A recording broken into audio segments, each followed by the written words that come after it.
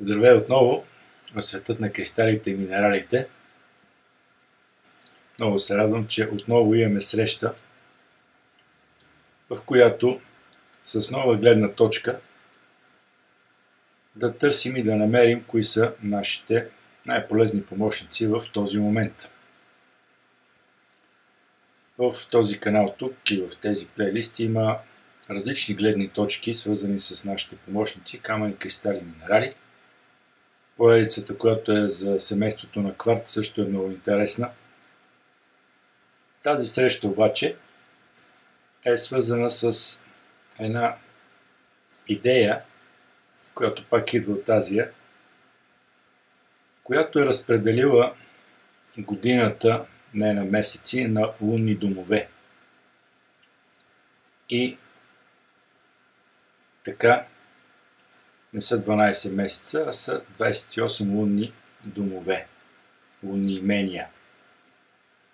Всяко едно от тези имения си има камъче, има си име и носи неговата мъдрост. Така че тази среща е за това. Разказ, свързан с лунните имения и камъните, кристалите, минералите, които помагат там. Разбира се, те могат да помагат и на теб, когато ги избереш. Имение номер 5. Имението на орела. Елементи: въздух, земя и дърво. Периодът, в който се случва този транзит, е от 10 май до 24 май. Докато Луната транзитира през това имение, енергията се влияе както и от земната енергия на Телец, така и от въздушната енергия на Близнаци. Зодия Близнаци е в въздушния тригон. Това е имението на орела, роден на Земята, но живеещ във въздуха. Това е имението на визията и духовната връзка с Божественото. И именно орелът е този символ, който представлява силата на духовната връзка на човек с Божественото.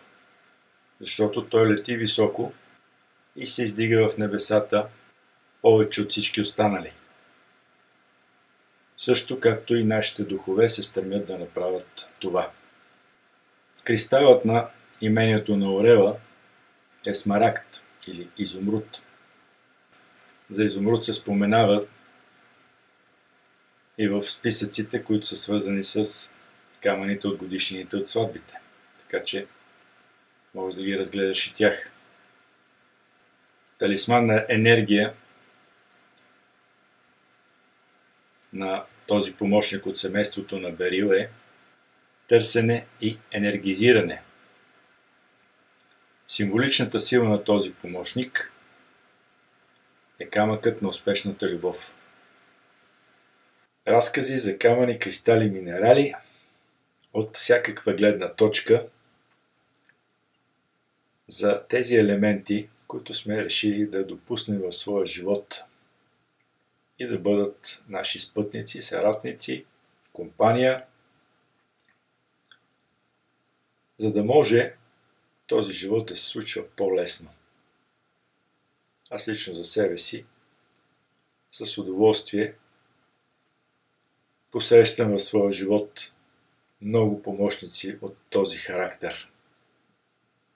Кои ще посрещнеш ти, кои ще използваш ти, само ти можеш да решиш. Но ето, че отново имаше среща и разказ, свързана с кристали и минерали. Дали това са твоите помощници или не, това кой знае.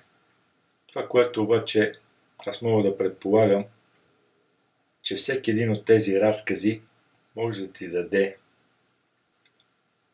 нещо, за което да се замислиш, което да е свързано с твоя живот и как твоя живот да стане една идея по-добър, една идея по-цветен, една идея с по-добри резултати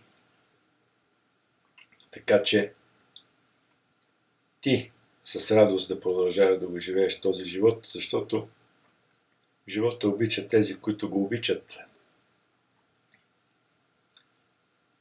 Камъни, кристали, минерали и разкази, свързани с лунните имения и това как едни мили хора от изток са решили да внесат повече мъдрост в своят живот. Аз се радвам, че отново сме заедно в света на кристалите и минералите. В тези видеа тук, в този канал, има достатъчно гледни точки и елементи, свързани с кристалите и минералите. Ако има още нещо, което те интересува, винаги можем да го обсъдим, да го проговорим.